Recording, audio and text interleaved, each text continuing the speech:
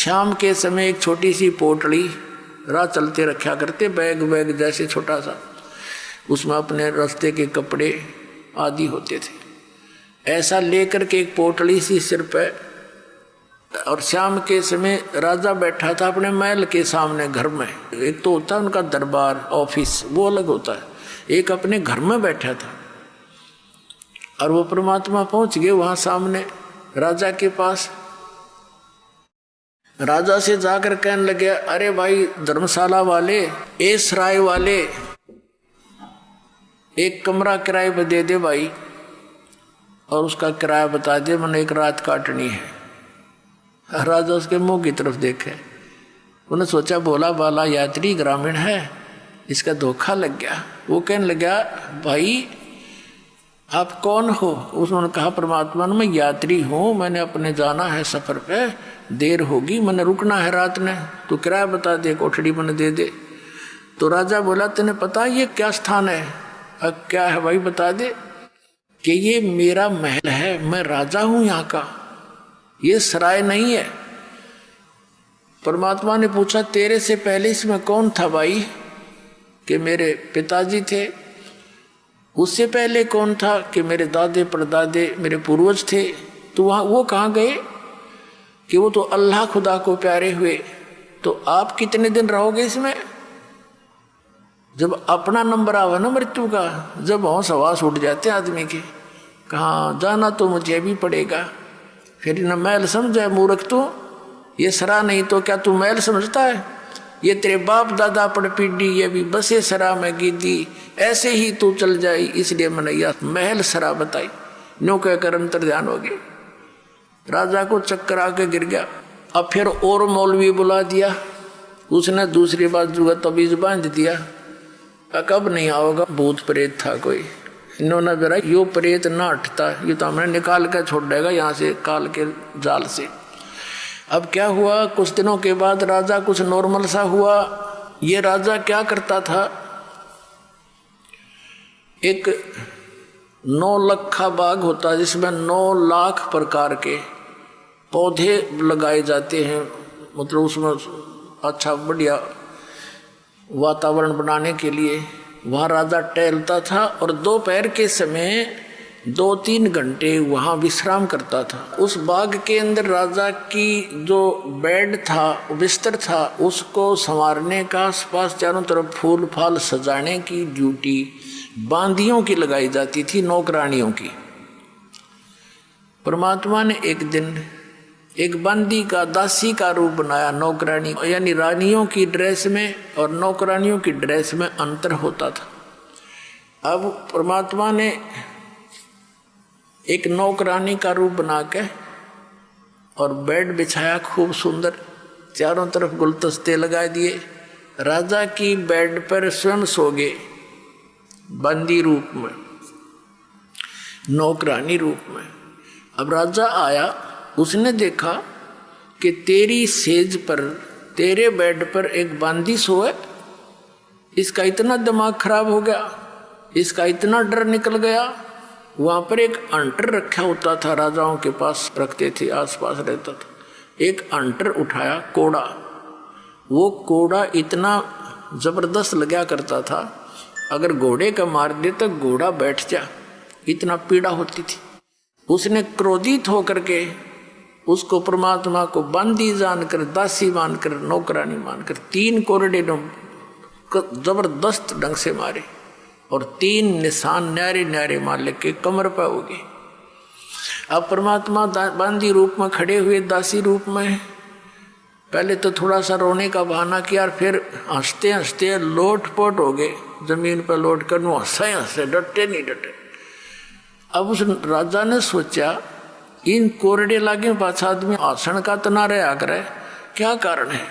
उसने बाजू पकड़ के उठाया, अकबंदी तू हंसी क्यों, मुझे इसका कारण बता।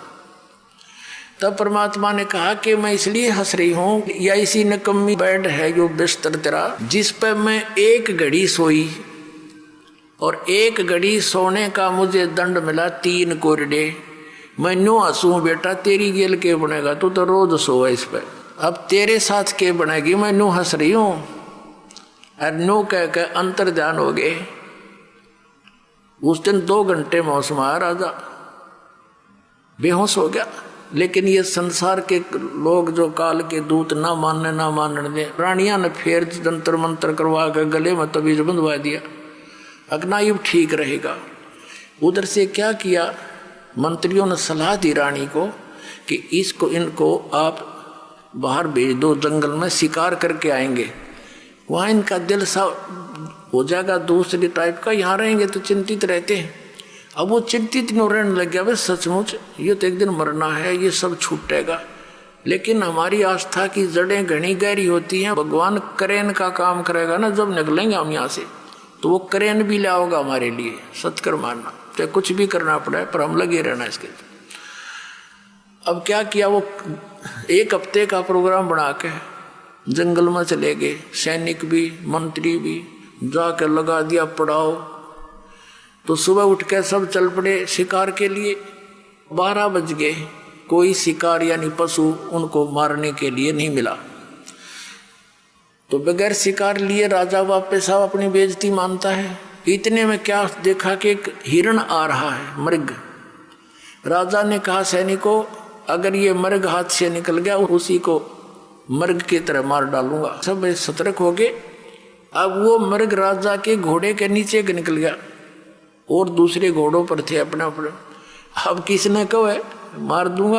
अब यावा होता शर्मिंदा होकर पीछे 2 घोड़ा दौड़ा दिया मृग के, और सेना से रहेगी पीछे, और वो घोड़ी दूर आगे निकल गया। वो मृग जा करके इधर उधर बाईपास मार गया, अंतर ध्यान हो गया। क्या दिखा था उसने, वो तो मालिक की लीला थी। इतनी दूर चला गया, आसपास उसके साथी भी नहीं, और घोड़े को भी प्यास, झाग आगे प्यास लग आई, राजा को भी प्यास और भूख जबरदस्त लगी। ऐसी स्थिति होगी कि 10 मिनट जल नहीं मिला तो मौत हो जा। परमात्मा कहते हैं सोचल सिद्धर मैं करूं अपने जन के काज, जो जन मेरी शरण है ताका हूं मैं दास, और गेल गेल लग गया फिर साथ साथ रहता हूं, जब लग धरती आकाश। जो बच्चा गऊ की नजर में, यूं साईं को संत, और भक्ता के पीछे फिर वो भगत वत्सल भगवंत। अब वहां परमात्मा ने क्या लीला की, एक सुंदर बाग बनाया बगीची, और एक बहुत सुंदर छोटा सा तालाब निर्मल जल का, और एक झोपड़ी, और आप बैठ के जिंदा महात्मा, मुसलमानों में जिंदा महात्मा ज्यादा होते हैं, उनको फक्कड़ फकीर बताया करें। जिंदा महात्मा का रूप बना के झोंपड़ी का आगे बैठ गए, और 3 कुत्ते बहुत सुंदर, उनको बेलों से बांध रखा जो कुत्ते बांधने की होती है, और एक बेल खाली रखी हुई थी कुत्ते बांधने की एक्स्ट्रा। अब राजा ने देखा, वाह या अल्लाह, क्यों तो आदमी मरने को आता है जब कहता या अल्लाह मेरी जान बचाओ भगवान, मर गया तो आप ही रक्षक हो। अब परमात्मा जो रक्षक है उसका तो हमने पता ही नहीं, वो हमारा रक्षक, तीनों लोकों में प्रवेश करके सबका धारण पोषण करता है, तो वो सुनता है पल पल की। वहाँ वो बगीचे सब साजबाज 1 सेकंड में कर दिया। अब राजा थोड़ी देर दूर आ गया, देखा सचमुच बहुत बड़ा सरोवर है, छोटा सा तालाब है, बाग बगीचे अच्छी मेवा फल फ्रूट लगे हुए हैं। घोड़े को पानी पिलाया, घोड़ा बांध दिया वृक्ष के, स्वयं पानी पिया, कुछ खाया पिया। फिर देखा महात्मा जी बैठे हैं, महात्मा के पास आए। अब आदमी का जब संकट टल जाता है, इसने फिर बकवाद बाती हैं, वो ही शुरुआत हो जाती है। जाके कहने लगा बाबा जी इन 3 कुत्तों का क्या करेगा तू, ये 2 मुझे दे दे। तब परमात्मा बोले संत रूप में, कहने लगे भाई बात सुन, ये VIP डॉग हैं, ये ऐसे देने के नहीं है। वो कहने लगे VIP कैसे, कि ये है ना बलख शहर का जो राजा है वर्तमान में, ये उसका पिता है, ये इसका दादा, और ये इसका तीसरा दादा। इन निकम्मों को मैं बार बार समझाया करता, भाई परमात्मा बच लो, ये राजपाट सदा नहीं रहेगा। पर इन एक नहीं सुनी, आज ये कुत्ते बन गए, और उनके लिए हलवा बना रखा मालिक ने, और इतनी दूरी पर रख रखा, उनके जो पहुँच से बांध रखे थे, यानी 6 इंच दूरी पे, वो खूब कोशिश करे ऐसे खाने की, यूँ खाने की। देख अब इनको हलवा चाहिए, वो बेल थी ना खाली, वह मारी उनका कमर पर एक अगला मैं खिलाऊंगा तुम ना हलवे काजू किशमिश के। वो चिल्लावे ट्या ट्या करे और वो सुने सारी कहानी। और फिर परमात्मा बोले यह खाली बेल है ना भाई, या बताओ किस लिए ले रखी है। अब जो वर्तमान में राजा है ना वो मरेगा और वो कुत्ता बनेगा, उसने इस्ते बांध दूंगा अरे इस कीट के साथ ही। उसके तो पसीने आ गए। अब चरणों में गिर गया उस संत के, हे भगवान यह बिरन मट्टी होगी, अज्ञा तेरा गए भाई कौन है तू? कि मैं जी वो बलख बुखारे का राजा हूँ। तो परमात्मा ने कहा ये तेरे बाप दादा थे भाई, इनने भी तेरे की तरह बड़ी बदपहल कमाई, अब तू तख्त बैठ कर भूली, तेरा मन चढ़ने को सूली। नालायक जो काम करने का था उतने शुरुआत भी नहीं की। इतना कहकर अंतर्ध्यान हो गए, राजा बेहोश हो गया, अचेत हो गया। नर्मात्मा बहुत होती है भगत की। काफी देर के बाद वो होश में आया, क्या देखता है ना वो कोई संत है, ना कोई कुत्ता है, ना बाग ना बगीचा, ऐसे पड़ा कॉलर में। और घोड़ा देखा, घोड़े के पैर पानी में भीगे हुए हैं, पानी पी रखा अपना तृप्ति। अब वो समझ नहीं सका और ये पता लग गया तो बहुत बुरी बनेगी भाई। उसी समय इतने मायूस हो गया, आके सैनिकों से बोला नहीं और ऐसे संकेत किया कि उठाओ सब सामान को, चलो मेरे साथ। वो सैनिक तो ट्रेंड होते हैं, 10 मिनट में बांध गया अपने बैग रो लिए गिर घोड़े ले गए, वापस आ गए। रानियों ने पूछा मंत्रियों से क्या हो गया, अगदी पता नहीं, ऐसे ऐसे मृग के पीछे पीछे गए थे और पता नहीं वहाँ क्या हुआ इनको, और वापस आए तो किसी से नहीं बोलते। एक कमरे में जाकर बैठ के रानी चली गई, मंत्री चले गए। मुख्य रानियाँ होती हैं वो तो राजा साथ घुली मिली होती हैं, सब कुछ बोल देती हैं। कहने लगे जी आप तो औरतों से भी गए गुजरे, औरतें कहा करती हैं मुझे ये दिख गया, वहाँ खड़ी थी एक बाबा दिखा, वहाँ खड़ी थी एक भूत दिखा, आप तो उनसे भी गए गुजरे होगे, हिम्मत करो, आप तो क्षत्रिय हो। ये है उसमें लगी पंप मारने, उसका तो कलेजा में जख्म हो गया। अब वो सोचा ही न क्यों कर समझाऊं बता। इतने में एक कुत्ता आ गया, उस कुत्ते के सिर में कीड़े पड़े हुए थे, जख्म था, उसमें जीव चल रहे थे। वो आकर कहने लगा अब्राहिम देख ले, मैं उस नगर का राजा था, मैंने जितने भी शिकार खेल लिया और जुल्म किए, ये देख अपने कर्म का भोग रहा हूं। अब जान बचाई जा तो बचा ले भाई, न्यों कह करो भाग्य खेदे ही। अब राजा कहने लगा देख लिया तुमने, तुम्हारे सामने, अब तो आगे पीछे हो तो चलो तुम ना मानो थे। और कहा निकल जाओ इस कमरे से बाहर, सबको बाहर कर दिया, कुंडी ला ली। रात्रि के समय घर के पीछे से कमंद डालकर, रस्सा डालकर, सब वस्त्र निकाल कर और एक साल की जो है ना चद्दर सी बांध के ऐसे गले में एक का लपेटा करें साधु संत ऐसे, और निकल गया घर से। रात ने 20 किलोमीटर खींच दी रातों रात, घर के उठे इतने। अब आगे जाके क्या देखा, भूख लगी जोर की, एक मालन बेर बेचे थी। कहा मालन बेर कैसे देती है? कहने लगी 1 पैसे का शेर देती हूं। अब्राहिम ने कहा ये मेरे पास पैसा तो है नहीं, ये जूती है, इतनी कीमती जूती पहना करता, 2.5 लाख रुपए की, 1.25 लाख रुपए की एक जूती, उसमें हीरे पन्ने जुड़ा रखे, सारी ऐसी थी, सबसे कम कीमत की थी जो पैर के चल लो। अब भूख का गे पुण्यात्मा, ये सोना काम नहीं करे, भूख लगी, कहने लगा ये दोनों जूती दे दूंगा तेरे को, मुझे 1 शेर बेर दे दे, और ये 2.5 लाख रुपए की है। मालन ऊपर ले मन तेनो कहने लगी मैंने तो 1 पैसा चाहिए, क्योंकि कैसे दे दे, और दोनों उठा कर अपने सारे दर ली। 1 शेर बेर जब तोलने लगी 1 किलो, 1 बेर जमीन पर गिर गया तोलते तोलते। मालन तेनो कह मेरा, अब्राहिम कह मेरा, तुले पाछे गिरा है, वनु के ना मेरे हाथ से गिरा है।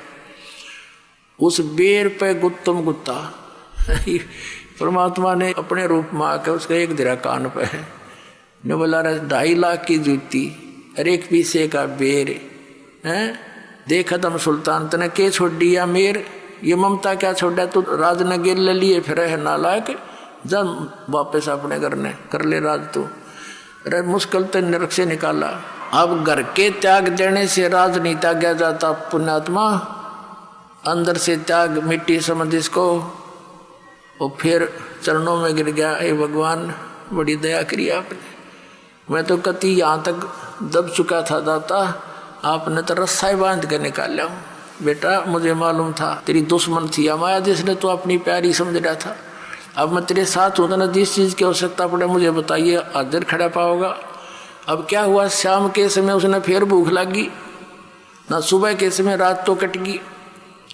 तो सुबह याद किया भगवान भूख लगी, आकाश से एक थाली आई, कपड़ा उसके ऊपर डला हुआ थाल पोस, उसने उठाकर देखा, उसके सामने आके रुक गई। उसमें क्या देखा, काजू किस्मत सेब संतरों के भरी और साथ में हलवा खीर पूरी कचौड़ी और रोटी, सारी आइटम उसमें।